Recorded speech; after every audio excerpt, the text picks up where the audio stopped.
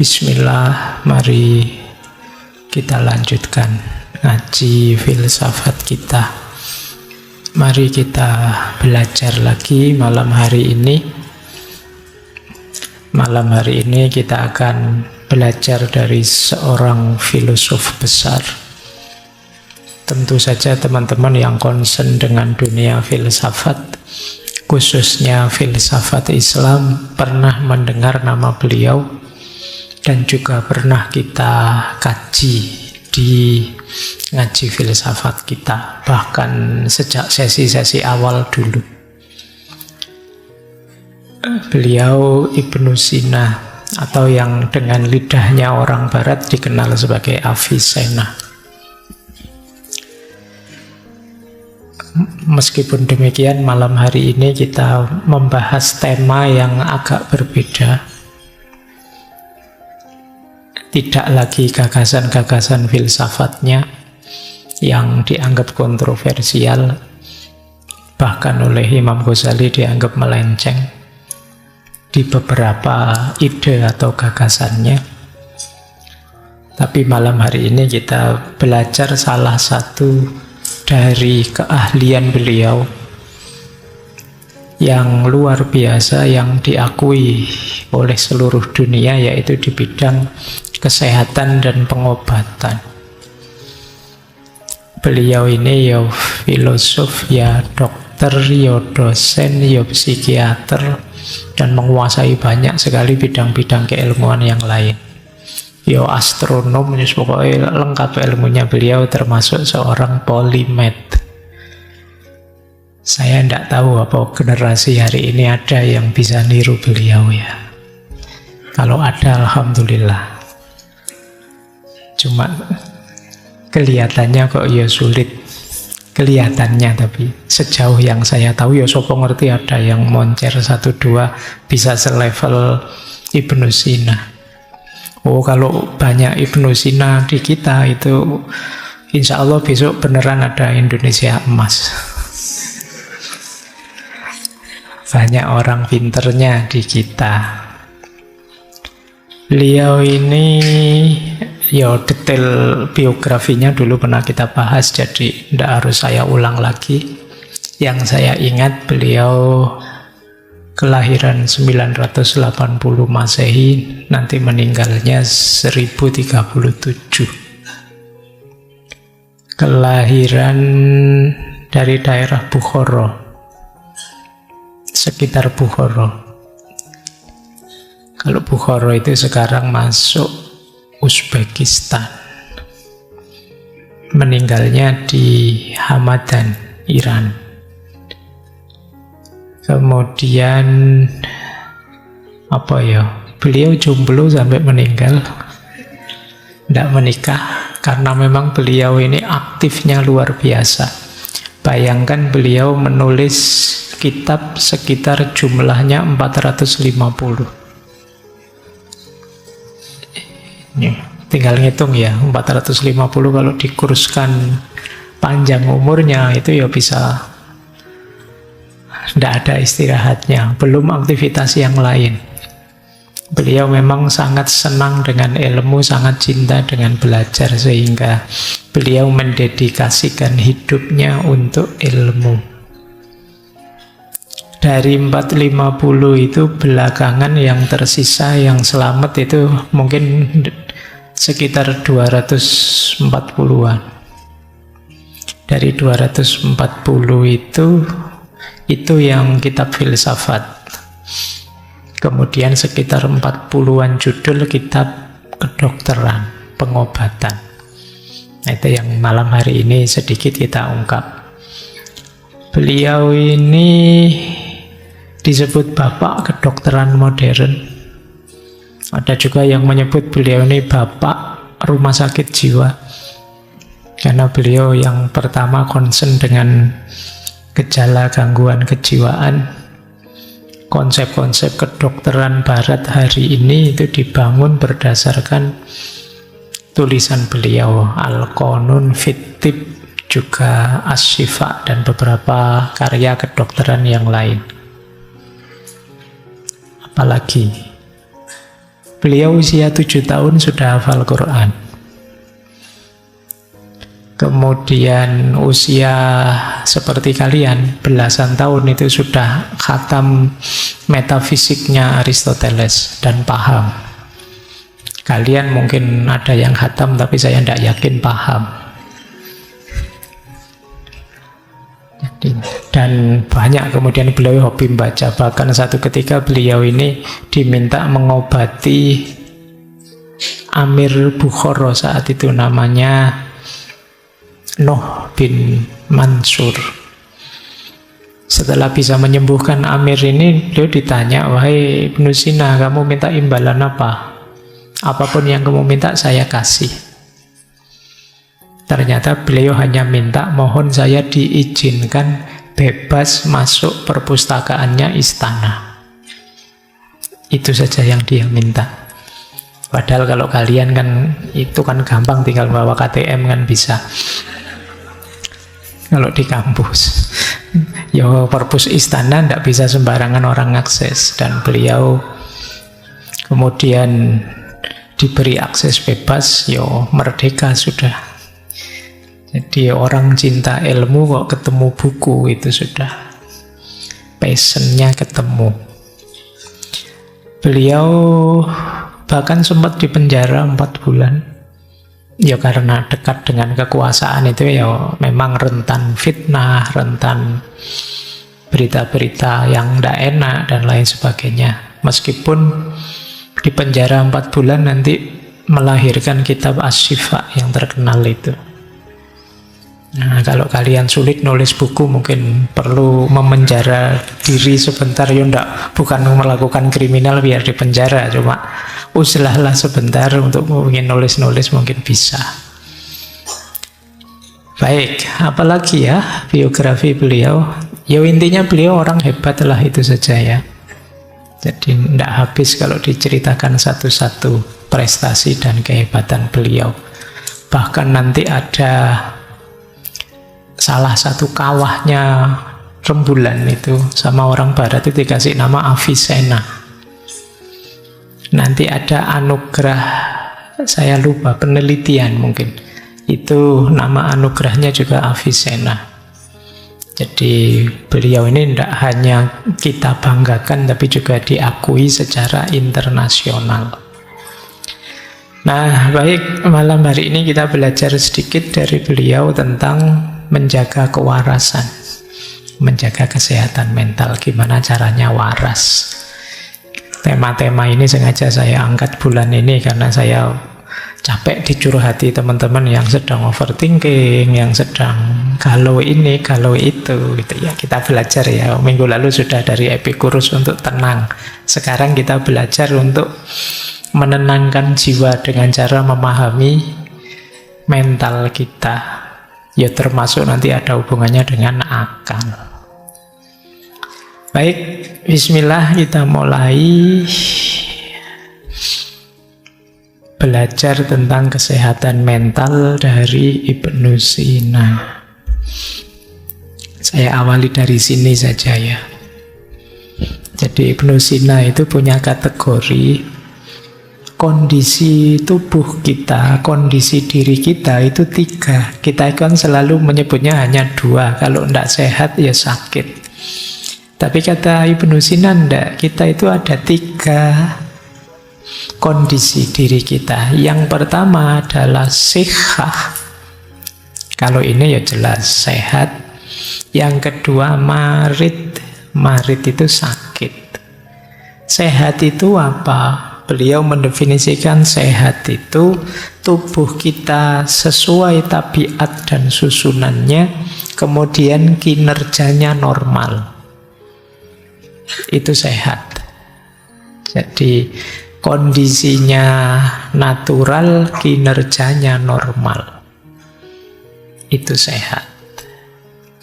Kebalikannya namanya sakit. Berarti ya kalian kalau ingin tahu saya apa tidak, ya cek dirimu ya, apa-apanya normal enggak. Kalau ada yang tidak normal, ya ada yang tidak beres. Mbok sekedar kamu, saya kok bolak-balik menguap, terus bolak-balik ngantuk. Mungkin ada yang tidak normal juga. Padahal tadi sudah tidur, itu berarti nggak normal. Pokoknya kinerjanya normal, situasinya alami, natural, tabiatnya dan susunannya normal, berarti kita sehat. Kalau tidak begitu, berarti kita sakit. Termasuk nanti jiwamu. Cuma beliau nambah satu kategori lagi. Ini kategori tengah-tengah. Laisat bisikhah wala marot. Disebut sehat tidak bisa, disebut sakit juga tidak bisa. Jadi kalau disebut sakit, gejalanya belum muncul. Tapi kalau disebut sehat, kok rasanya ada yang tidak beres dengan diri kita. Nah, ini kalian dapat kategori lagi ya. Kadang-kadang kalau ketemu teman itu, gimana kabarnya, sehat? Itu boleh kalian jawab, rasanya sehat juga enggak, tapi sakit juga enggak. Itu kategori ketiga itu. Jadi apa di antara cirinya? Ya banyak sih beliau menyebut, tapi antara lain itu. Kalau tiba-tiba teman-teman merasa capek terus, kelelahan yang kronis, itu mesti ada yang tidak beres. Apakah itu karena mental atau karena fisik yang tidak beres? Itu biasanya kalian rasanya capek. Perasaan istirahat cukup, makan cukup, tapi rasanya kok lemes terus ya. Mungkin ada yang tidak beres. Kemudian juga stres. Tidak ada apa-apa kok rasanya stres terus ya. Cemas terus. Pikiran ini rasanya nggak ada tenang-tenangnya. Padahal juga tidak ada apa-apa. Entah karena apa. Padahal sudah belajar stoik berbulan-bulan. Kamu kan andalanmu stoikisme hari ini. Teori stoik saya hafal Pak. Tapi ya menjalankannya tetap gelisah terus saya.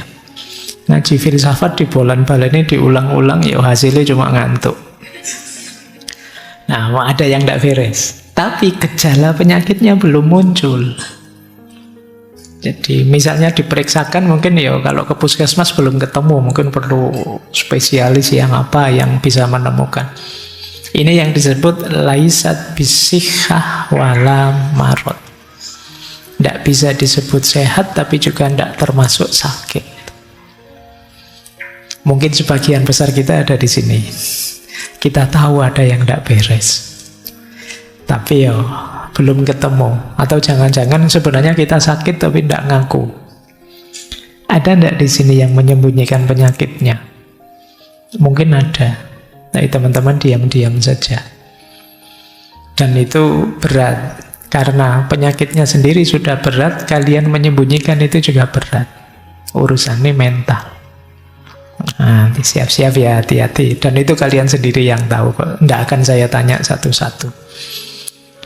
Tapi ayo kita sayangi diri kita. Baik.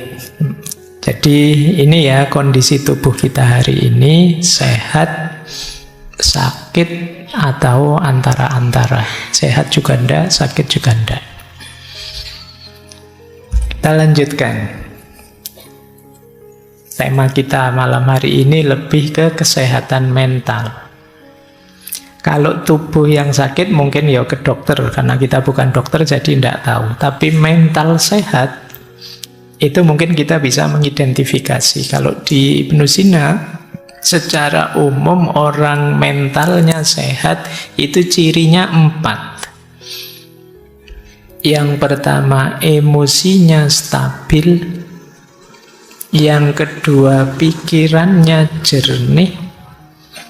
Yang ketiga, lahir batinnya harmonis, jiwa dan tubuhnya selaras. Dan yang keempat, bisa menghidupkan spiritualitas dan moralitas. Jadi ini berhubungan dengan diri kita. Jadi emosi stabil. Emosi stabil itu bukan berarti tidak pernah marah atau tidak pernah sedih, tidak. Ya bisa marah, bisa sedih, tapi bisa kita kendalikan. Bisa kecewa, bisa Stres juga tapi tidak berlebihan, bisa kita kendalikan. Ini namanya emosinya stabil. Tidak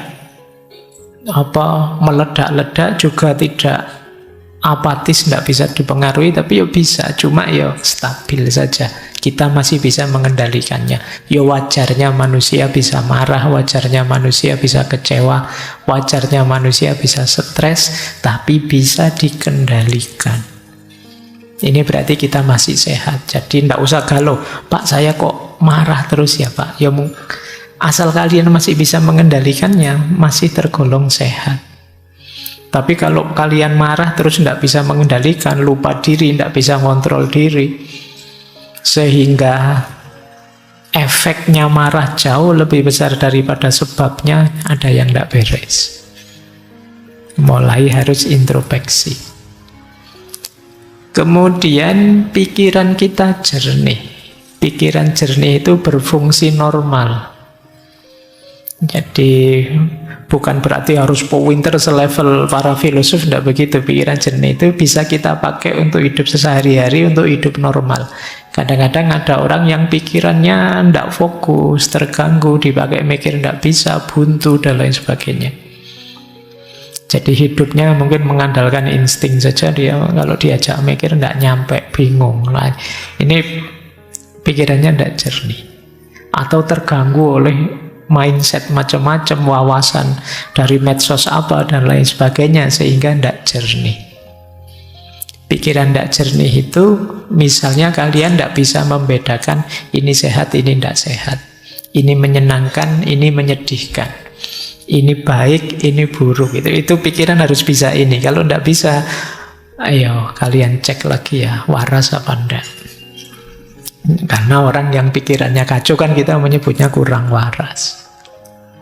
Makanya di berbagai sesi kalau bicara tentang filsafat selalu saya wanti-wanti, hati-hati loh ya, manusia itu kuncinya di akalnya. Karena manusia itu hayawanun natik. Jadi kita itu kategorinya binatang secara genus. Cuma kita diistimewakan oleh Allah dengan akal budi kita. Nah, kalau ternyata akal budi ini terganggu, berarti kan ini keistimewaan ini nggak kepake. Manusia minus akalnya, ya yang tersisa hayawannya. Kamu tinggal binatangnya, makanya hati-hati. Pikiran gelap, pikiran buntu, pikiran macet dan lain sebagainya, itu alamat yang tersisa binatangnya. Ya tadi saya sebut hidupmu mungkin mengandalkan insting saja.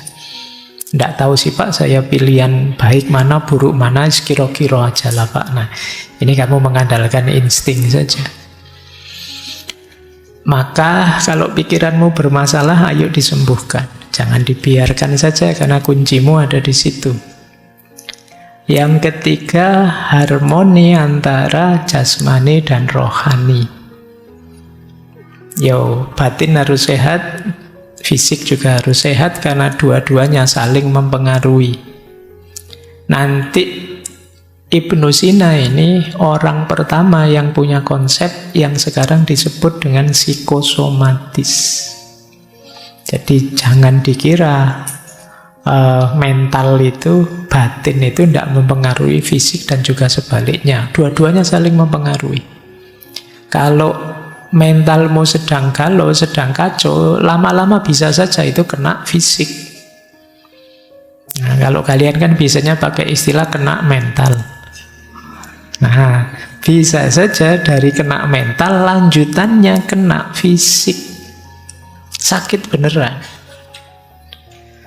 Pernah enggak kalian ngalami apa-apa, nilaimu tiba-tiba drop, jatuh, terus pulang-pulang kamu ngereges, panas badanmu? Nah, itu jenis bagaimana kondisi mental bisa mempengaruhi fisik. Nah, nanti teorinya panjang dari Ibnu Sina. Dan yang keempat, jangan lupa batin kita itu ada unsur spiritualitas, ada fitrah religiositas, ada nurani yang mendorong kita untuk bermoral. Ini juga harus hidup. Kalau ini tidak hidup, ada yang hilang dari kemanusiaan kita. Jadi kalau kalian hanya fokus di 3 yang atas, lupa bahwa kita punya spiritual, ada unsur moralitasnya, ya nanti ada bagian tertentu hidupmu yang hilang. Itu kadang orang merasa hampa, merasa jemu, merasa tidak bermakna, dan lain sebagainya. Karena urusan makna hidup, kedalaman hidup itu adanya di spiritualitas. Jadi ayo dicek kalian termasuk mentalnya sehat apa tidak. Kalau tidak, yo ayo diobati pelan-pelan. Karena ya sulit kalian bisa sukses kalau dalammu tidak sehat, mentalnya tidak sehat. Kita lanjutkan. Nah, ini konsep dasarnya Ibnu Sina. Kita kenali dulu ya sisi dalam diri kita, jiwa kita. Hubungannya dengan akal, hubungannya dengan kesehatan mental. Kata Ibnu Sina, jiwa kita itu ada 3 unsur. Kadang orang menyebutnya 3 daya, 3 kekuatan. Yang pertama jiwa nabatiyah, vegetatif. Itu isinya tumbuh dan reproduksi. Jadi dorongan untuk tumbuh, bereproduksi. Tiba-tiba teman-teman ingin makan, lapar, ingin kawin, bereproduksi. Itu muncul dari daya jiwa namanya vegetatif. Jiwa nabatiyah. Seperti tumbuh-tumbuhan. Nanti ada unsur hayawaniyah. Ini hubungannya dengan emosi, keinginan, cita-cita. Nyari enak, nyari senang, persepsi indrawi. Ini jiwa hayawaniyah. Jadi kalian punya keinginan apa, punya hasrat apa, punya emosi apa. Nah itu hayawaniyah, jiwa sensitif. Yang ketiga ada insaniyah, jiwa rasional. Berpikir, memahami, termasuk unsur moralitas, spiritualitas, itu bagian dari daya jiwa insaniyah. Jadi lapisan diri kita, jadi di balik yang jasad ini, di dalamnya ada aspek vegetatif, sensitif, rasional, nabatiyah, hayawaniyah, dan insaniyah. Yang disebut kesehatan mental, kata Ibnu Sina itu kalau antara hayawaniyah dan insaniyah seimbang, saling mendukung, saling selaras, emosi dan pikiran saling selaras. Cuma kata Ibnu Sina, keselarasan di dalam itu harus dikomandoi oleh insaniyah, oleh yang rasional. Jadi akalnya harus menang, rasionalnya harus menang, ilmunya harus menang. Jadi jangan dibiarkan hayawanannya dominan atau vegetatifnya dominan. Apa ada Pak orang yang hayawanannya, kehewanannya lebih dominan? Ya ada, orang yang ambisi, emosional, segala cara ditempuh asal cita-citanya tercapai, itu hayawaniyahnya dominan. Tidak peduli aturan, tidak peduli norma, hayawaniyahnya dominan. Apa ada Pak orang yang vegetatifnya dominan? Ada. Kalau kalian tiap hari rebahan saja, makan, minum, terus bangun-bangun mikir, kapan ya aku kawin, kapan ya, nah itu berarti dominanmu vegetatif saja. Nah, kan sekarang banyak orang bilang, wah hari ini banyak generasi rebahan. Itu berarti orientasimu vegetatif saja. Kata Ibnu Sina, daya yang di dalam ini ayo dikendalikan dengan akal yang sehat. Jadi dialah yang tahu mana yang baik, mana yang buruk. Dialah yang bisa ngerem, dialah yang mampu mengendalikan. Akalnya jangan kalah, ilmunya jangan kalah. Cuma syaratnya tadi, akalnya harus jernih, pikirannya harus jernih. Ya kalau pikiranmu sudah kacau, ya Sulit pikiran bisa mengendalikan. Jadi ini kesehatan di dalam. Makanya kata beliau, akal itu perannya 3 kalau bisa ya. Dia harus mengendalikan. Yang pertama mengendalikan emosi, yang kedua mengendalikan hasrat, yang ketiga memahami nilai. Ini tugasnya akal. Mengendalikan emosi ya mengendalikan marah, sedih, takut. Kalau kalian mengalami itu, ayo dikalahkan itu dengan pikiran yang rasional. Kok aku marah sampai segitunya ya? Rugi aku, padahal hal kecil saja saya marah sebesar itu, efeknya luar biasa. Wah, emang kalau gitu jangan marah yang berlebihan. Kok aku sampai setakut itu ya? Padahal kalau saya takut, saya akhirnya mundur, tidak mau maju lah. Kalau saya tidak mau maju, saya dapat apa? Sudahlah, maju saja, resiko nanti kita bahas belakangan. Ini akalmu menang. Jadi kalau kalian bisa menjadikan akal ini yang mengkomando, ya hidupmu akan lebih bahagia. Jadi yang pertama pengendali, yang kedua mengendalikan hasrat, ngerem hasrat. Ini hasrat ini kadang kita pakai istilah nafsu. Yang bisa ngerem nafsu itu harus akal. Misalnya tiba-tiba apa ya, pacarmu misalnya WA, nginep yuk misalnya. Ya kan, terus pikiranmu macam-macam kan, wah ini. Tapi kalau akal sehatmu jalan, ndak wong kita belum apa-apa, belum siapa-siapa. Enaknya sebentar, resikonya panjang misalnya. Ini akalmu menang. Tapi kalau akalmu kalah, ya wassalam, besok viral mesti. Jadi perhatikan, akalmu harus selalu waspada. Baik, yang terakhir, akal mampu memahami dan mengenali nilai-nilai. Oh, ini baik, ini buruk. Nah, yang benar ini keliru. Ini akal harus selalu memilihkan. Jangan dipilihkan oleh nafsu. Dipilihkan oleh ketamaan, dipilihkan oleh hasrat ingin menguasai, dipilihkan oleh dorongan seksual dan lain sebagainya. Tapi pastikan yang milih itu akal. Syaratnya akal harus sehat. Oke ya, jadi batin kita yang 3 lapis tadi, semoga pengendali dan rajanya adalah akal. Karena kalau yang menang yang lain-lain, kalau yang menang yang vegetatif itu biasanya kita cenderung hidup ini nyari enak saja, tidak mau tidak enak. Kalau kita ada di yang sensitif hayawaniyah, itu ambisius. Kadang menghalalkan segala cara, tidak tahu kapan berhentinya, pokoknya nabrak terus, maju terus.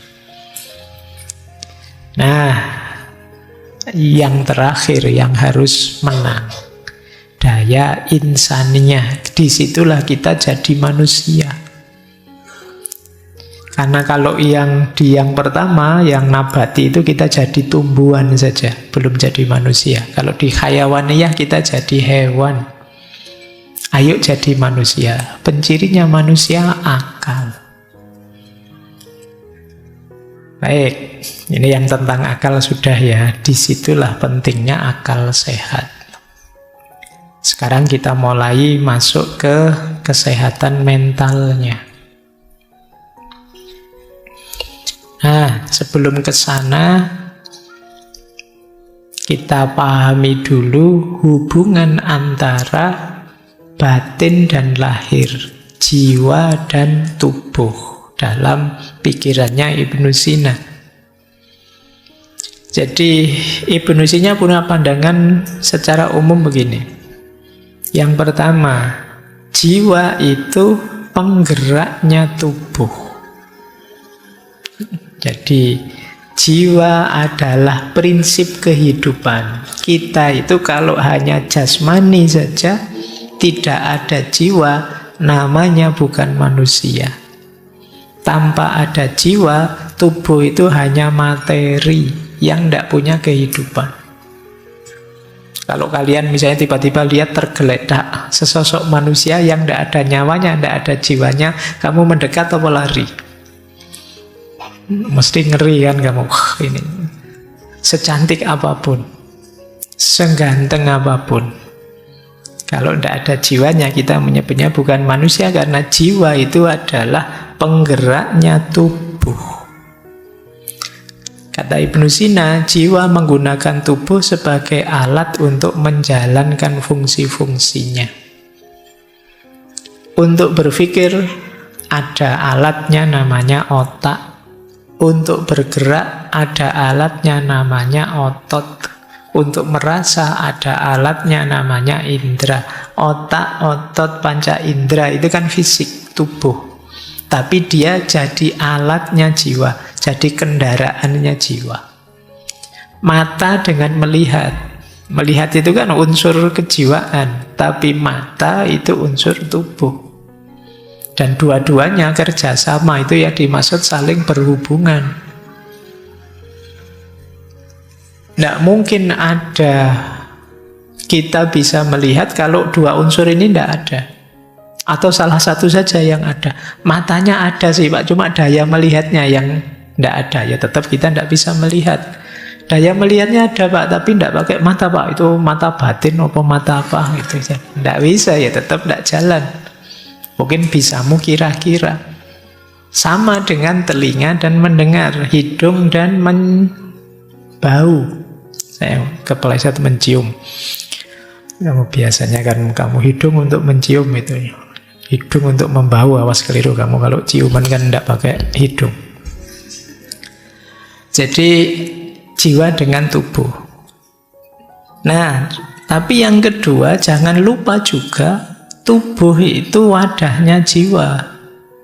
Kalau tidak ada tubuh, tidak ada yang jasmani, jiwa juga tidak berarti. Tadi kalian ketemu jasad saja, tidak ada nyawanya, lari. Apalagi ketemu jiwa saja, tidak ada jasadnya. Kamu tambah ngeri mesti. Gitu. Jadi jiwa itu wadahnya tubuh.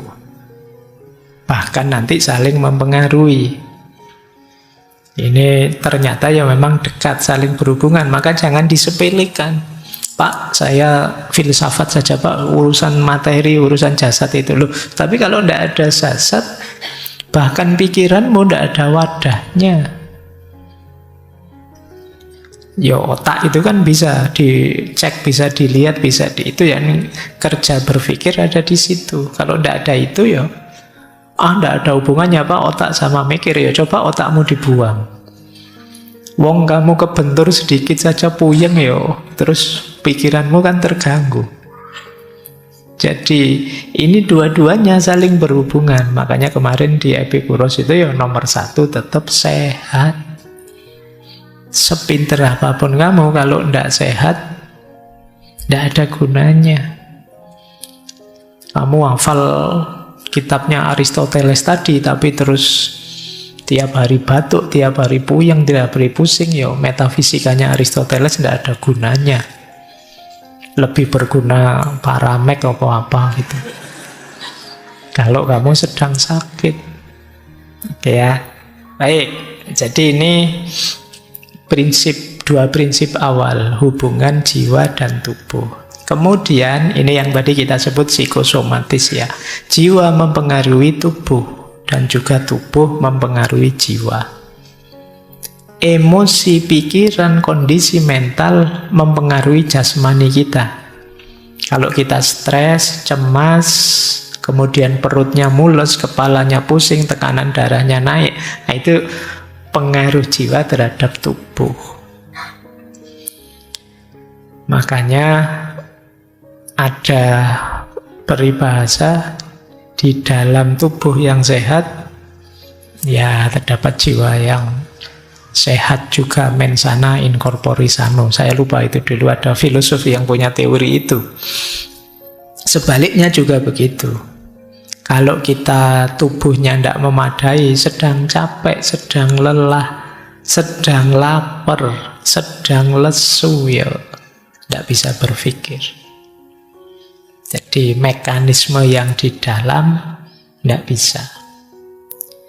Baik, jadi ini sedikit uraian saja tentang hubungan antara jiwa dan tubuh.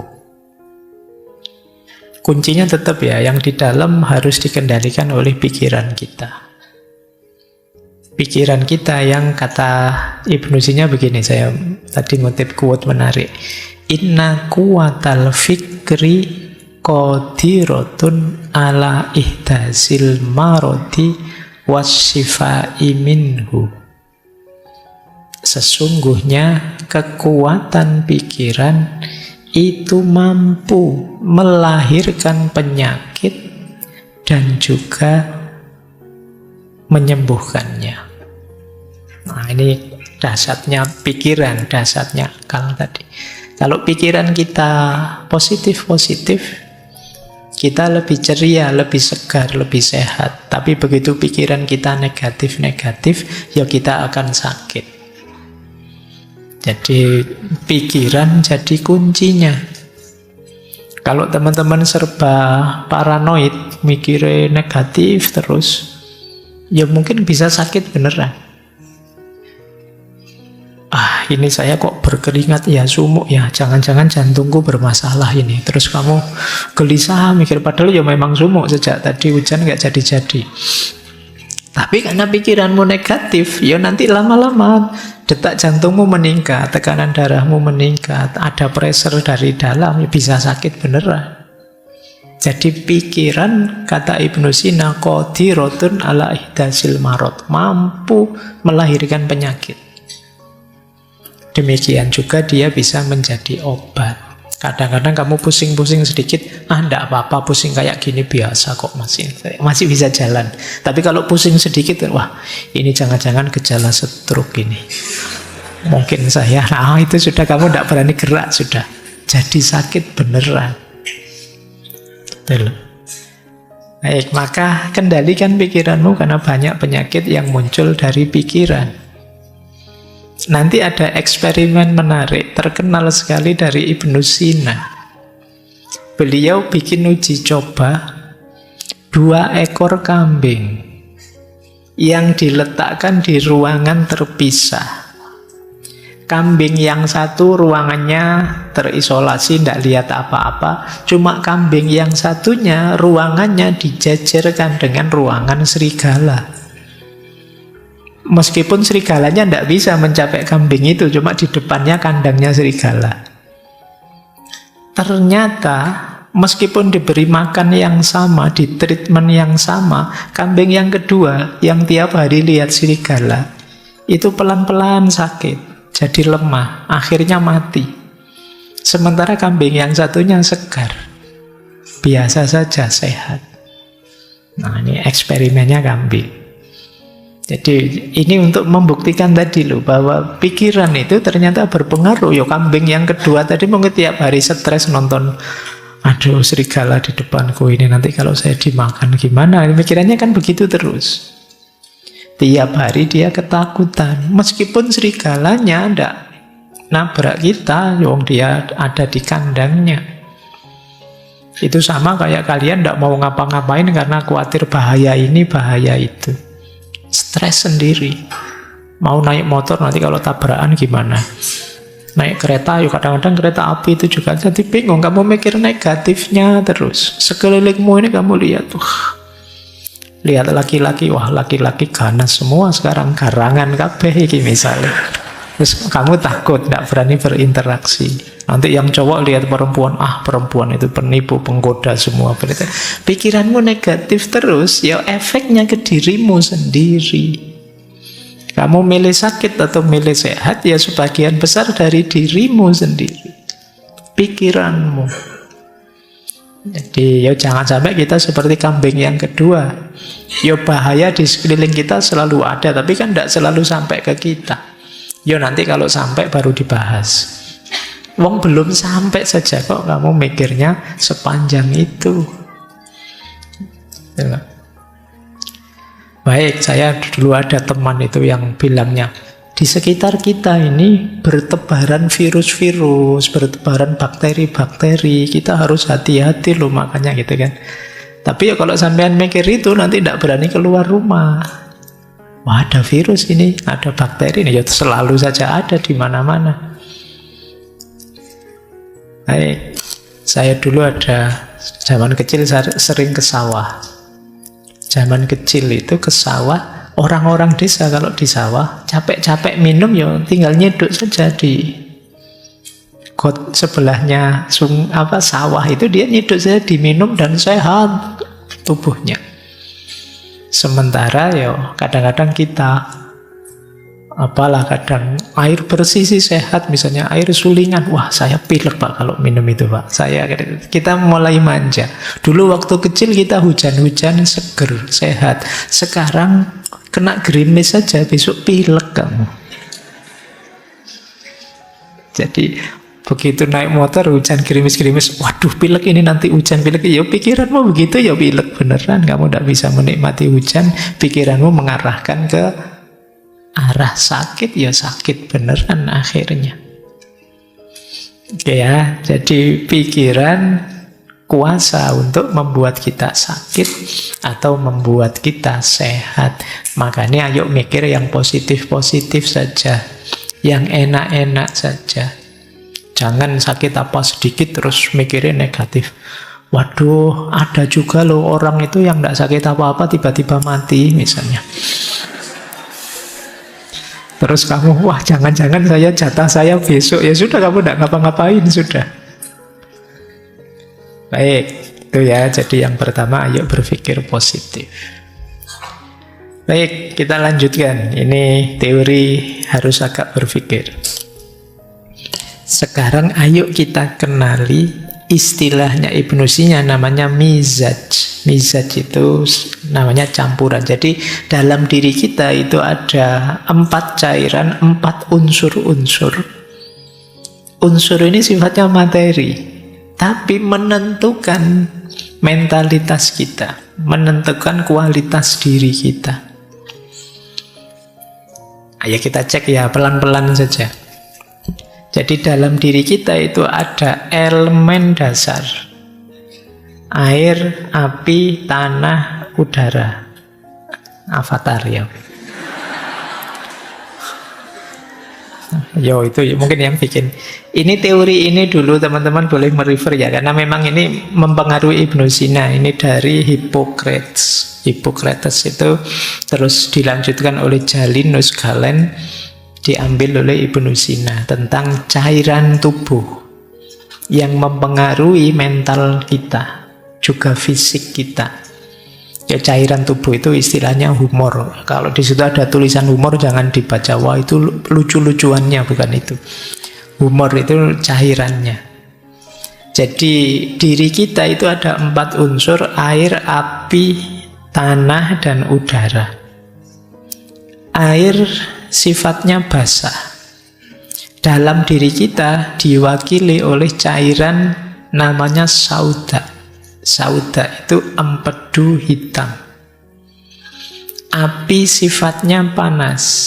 Dalam diri kita itu diwakili oleh cairan dam, darah. Kemudian ada unsur tanah, sifatnya kering, diwakili oleh empedu kuning, namanya safro. Dan udara sifatnya dingin, diwakili oleh lendir atau dahak, namanya balgom. Ini cairan, kita semua punya 4 ini. Biasanya setiap orang ada yang dominan cairan-cairan itu. Jadi kalau kita ingin mental kita seimbang, sebenarnya ya 4 ini kita buat seimbang, tapi pasti ada salah satu yang dominan. Kalau orang ini elemen dasar airnya yang dominan, yang tadi sauda, empedu hitam, itu biasanya orangnya, temperamennya, wataknya biasanya namanya melankolis. Nah, coba dicek ya kalian nanti ada di mana. Orang melankolis itu introvert, analistis, perfeksionis. Pendiam, jarang bergaul, perfeksionis, tapi teliti, analistis. Kelebihannya orang melankolis, itu dia terorganisir, penuh rencana, serius hidupnya. Sayangnya dia ada sisi negatifnya, yaitu sensitif, baperan, pesimis, dan suka overthinking. Mikirnya suwe, memutuskannya lama. Nah, itu berarti kalian kebanyakan sauda tadi, empedu hitam.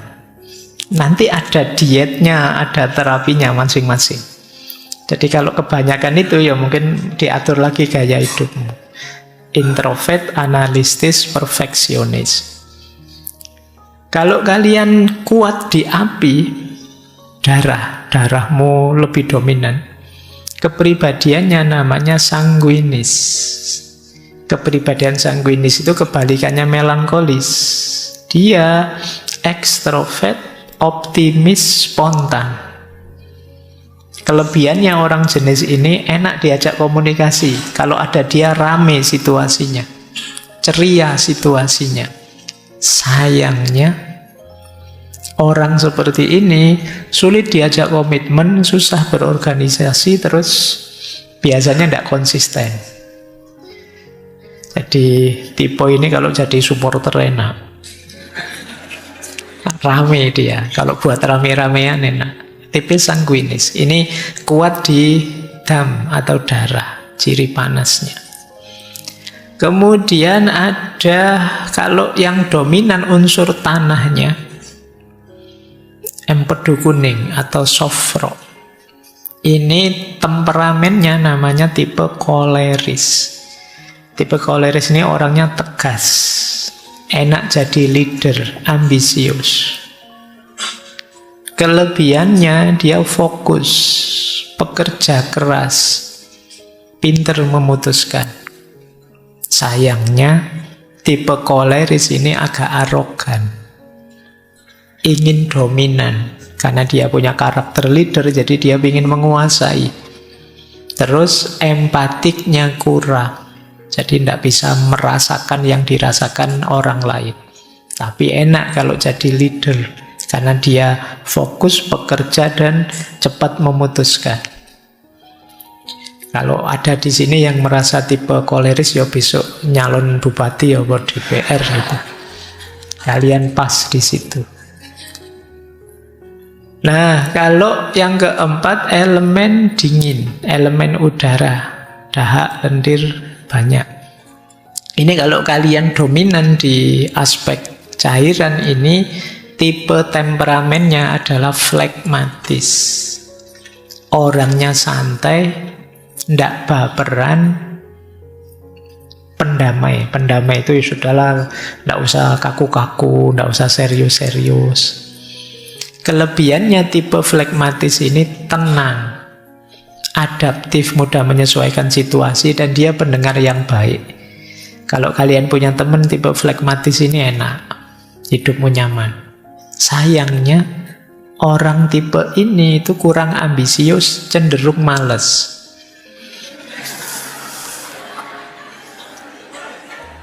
Jadi pokoknya pinginnya santai-santai, terus ya namanya santai ya tidak bisa digas, pokoknya pingin nyaman saja.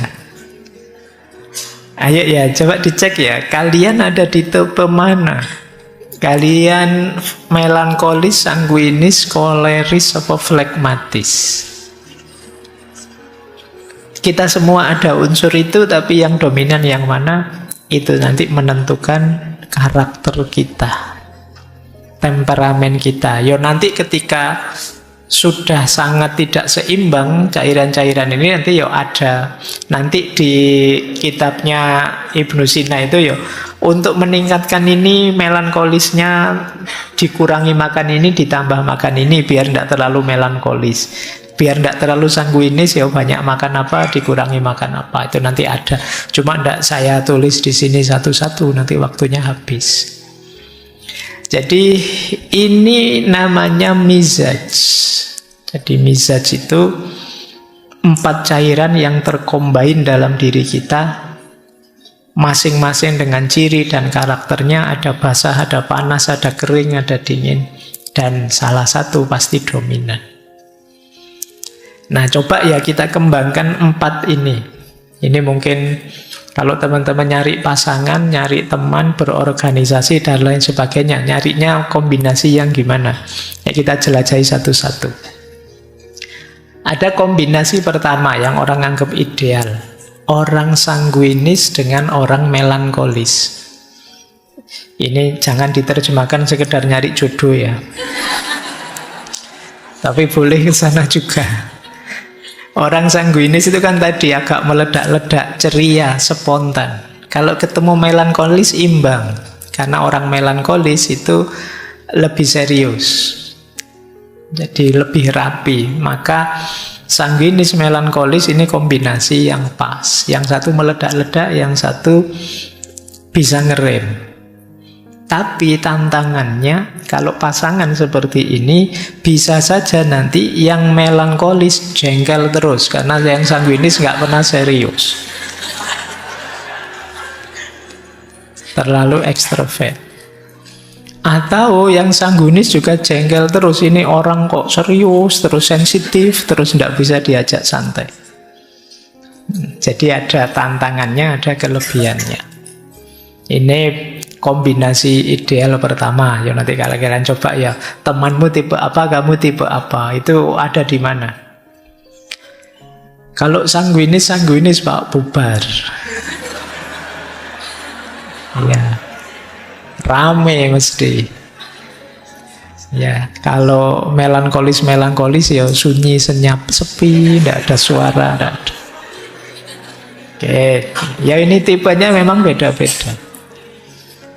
Baik, ini kombinasi ideal pertama. Bisa juga kombinasi ideal kedua. Koleris ketemu flegmatis. Koleris tadi yang pemimpin, tegas, ambisius, ketemu flegmatis, yang lebih tenang, fleksibel, santai.